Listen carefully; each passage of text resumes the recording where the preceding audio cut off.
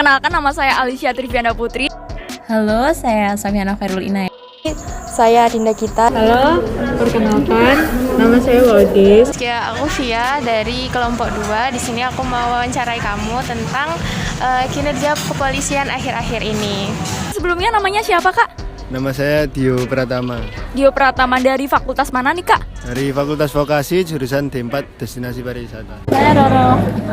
Oke, Kak Roro dari fakultas mana ya? Dari Fakultas Kesehatan Masyarakat. Oh, kalau boleh tahu jurusannya apa, Kak? Jurusan gizi. Kenalkan, nama saya Raditya Aristo dari Kedokteran Gigi.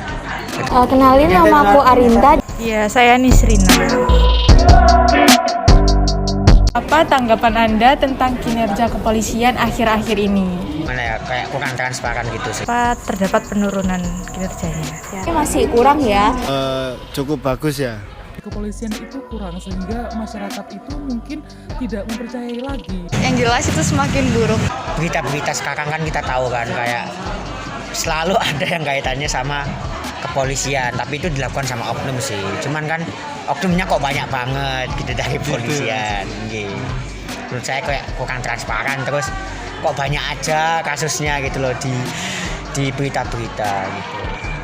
Entah itu ganti pemimpin atau enggak, siapapun pimpinannya itu jelas semakin buruk. Bisa dilihat dari contohnya kasusnya. Kasusnya apa, bandar narkoba sama kanjuruhan itu. Apalagi kemarin habis banyak nama-nama polisi yang terbongkar di kasusnya. Terus banyak lagi kasus-kasus yang mencakup polisi-polisi yang oknum gitu. Jadi sekarang kinerja polisi lebih baik lagi. Jadi semakin terbuka ya, Kak, yang buruk-buruknya gitu. Dari skala 1 sampai 5, berapa tingkat kepercayaan Kak Nisrina terhadap kinerja kepolisian? 4. 3. Masih di nomor 3. 2,5 deh. 2 kepercayaan saya. 2 ya. Mengapa tingkat kepercayaan masyarakat terhadap kepolisian menurun dapat terjadi? Karena masih banyak ya oknum polisi yang terlibat kasus-kasus, apalagi yang sedang hangat dibicarakan saat ini. Iya. Hal itu dikarenakan banyak kasus-kasus itu yang melibatkan pihak kepolisian, misalnya kayak seperti suap, pungli, dan masih banyak lagi sih. Oke.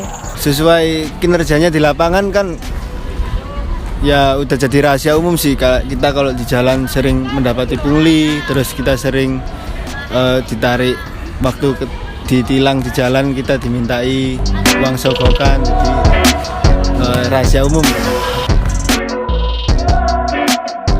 Menurut kamu solusinya nih buat memperbaiki kinerja polisi?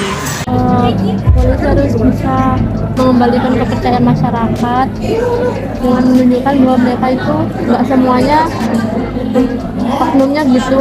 Banyak polisi yang melakukan kayak Hal baik juga ya, Kak. Oke. Kinerja polisi harus bersih, habis itu harus transparan, jadi mulai dari atas sampai bawahan semuanya harus bersih. Bersih.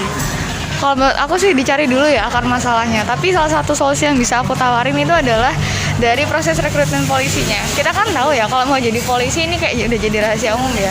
Kalau mau jadi polisi kan bisa bayar, entah itu kamu anak pejabat atau apa, asalkan kamu ada uang, ada sesuatu yang kamu tawarkan, itu kamu bisa aja jadi polisi walaupun mungkin secara kemampuan kamu nggak memenuhi. Nah mungkin dari situ kan apa ya, karakteristik polisi yang sejati itu jadinya dihilangkan karena adanya suap menyuap, korupsi itu sendiri. Jadi menurut aku bisa dibenerin dari proses rekrutmennya dulu, kayak dari awal banget. Saya sih ya untuk tes. Jadi kayak polisi itu kan mereka sebagai cerminan masyarakat juga dan sebagai panutan masyarakat juga. Jadi sebagai polisi harus meningkatkan wawasan kebangsaannya dan kecintaan dalam negaranya sendiri gitu loh. Jangan mementingkan kayak kepentingan pribadinya. Terus solusi yang lain itu ya mungkin ya dengan hukuman yang internal, kayak memberikan hukuman internal yang lumayan berat lah, atau kayak misalnya hukumannya itu ditingkatin lagi terhadap oknum-oknum yang ada di kepolisian atau instansi-instansi lainnya, nggak harus kepolisian.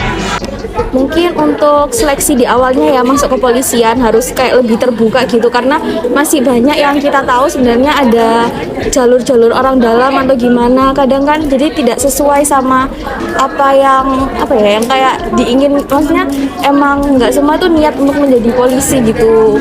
Oh, kayak Karena banyaknya jalur kasus orang dalam gitu. berarti kayak masuknya aja udah nyogok gitu kan ya? Iya gitu, masih banyak ya. Masa mau menegakkan keadilan? Nah,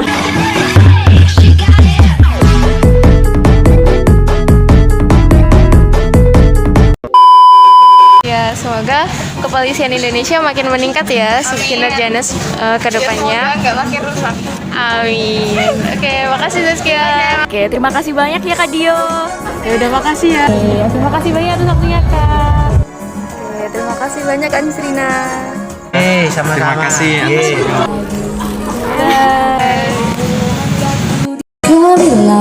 Dalam dunia kerja, terdapat beberapa hal yang dapat dilakukan untuk mempraktekkan penerapan Pancasila, yaitu mempraktekkan prinsip kerja sebagai ibadah, bersikap adil, membangun semangat kerjasama, berani mengungkapkan kesalahan, dan peduli terhadap seluruh anggota tim. Surat Al-Anfal ayat 27 sendiri menerangkan bahwa manusia harus menjalankan amanah yang telah diberikan kepadanya.